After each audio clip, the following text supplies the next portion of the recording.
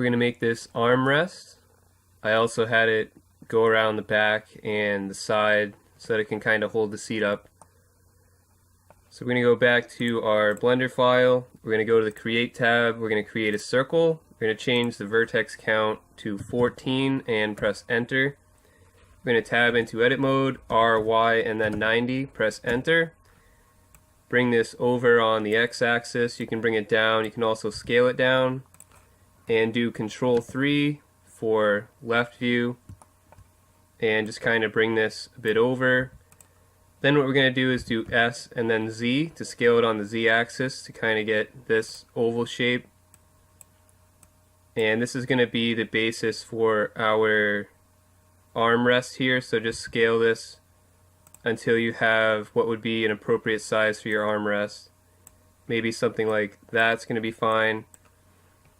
Then we're going to press F to make a face. We're going to do I to inset and do an inset. This is going to be the width of your armrest, so just make it as wide as you want it to be. Then we're going to delete this face. We're going to do delete and choose faces.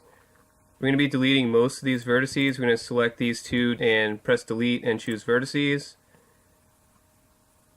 And I'm also going to get rid of all of these as well, so I'm going to delete those as well.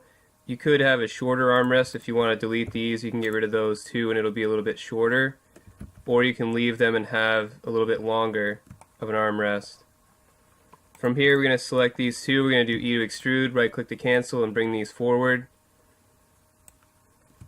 We can also do A twice and bring this down a bit so that this part's kind of below the bottom of the seat here. So that should be fine. Then what we're going to do is do K for the knife cut tool. We're going to left click on this vertex, C to make it a straight line, go to the end and then left click again and press enter. Then we're going to take these two and then finally this one and do Alt M at last. So we're merging to that last point there. Then we're going to select these two, E to extrude, right click to cancel and just bring it back. Then we're going to do S, Y, and 0 to flatten it out on the Y axis and press enter. And we're going to do the same on the front. Select these two, S, Y, 0, press enter. We're going to switch to edge select, select this edge, delete, and dissolve edges. So now we have all quads again. Back to vertex select. And we're going to do A twice. We're going to do E to extrude, right click to cancel, and bring this in. Just make this as wide as you feel is appropriate for your armrest. At this point you can do A twice and then move it into position. You can see it's kind of sticking through if you bring it in too far, so don't bring it in too far. Bring it in close, but not to the point where it's sticking through the back of your seat. So that should be fine there. You can also do Control N just in case your normals are messed up, and that will help to correct your normals. Next we're going to do Control R, then left click, right click. We're going to go to face select, and we're going to select these two faces, then press delete and choose faces.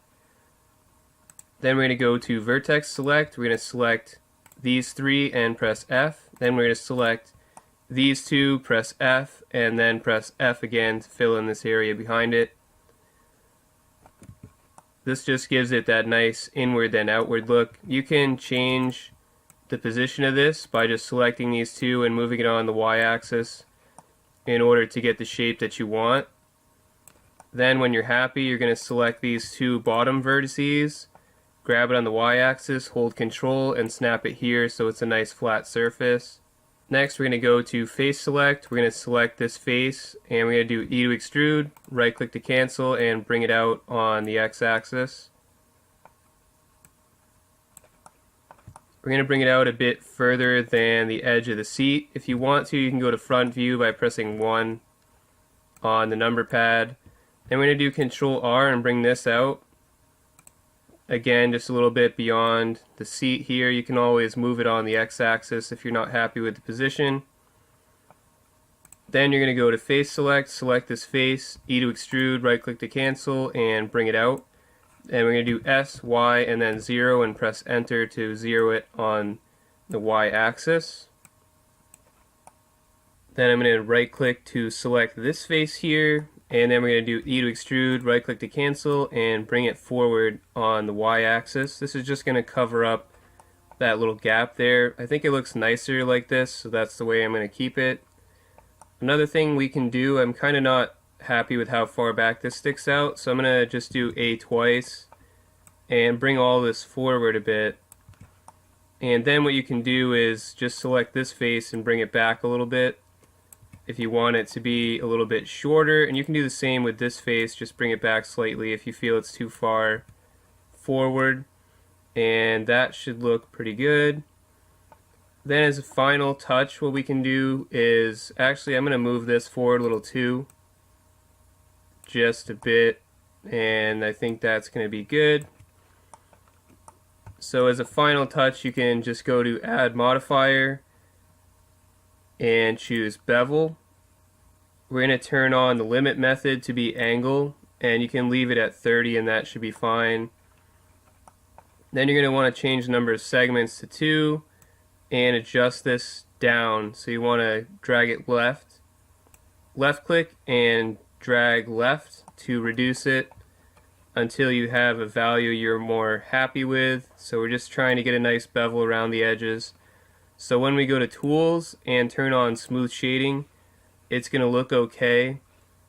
If we didn't have the bevel modifier, it's not going to look the best. So this will just help to sharpen up everything and make it look a little bit nicer. So this looks good to me. I'm pretty happy with this. So this is our seat currently, and we're just going to save it by going to File and Save.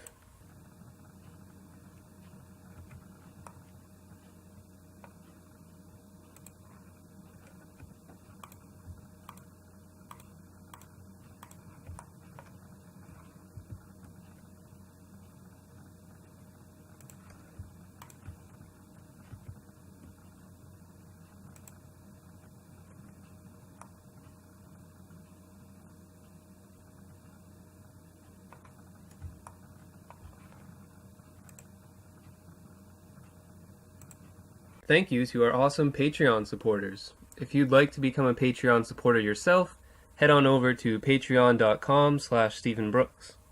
Thank you for your support.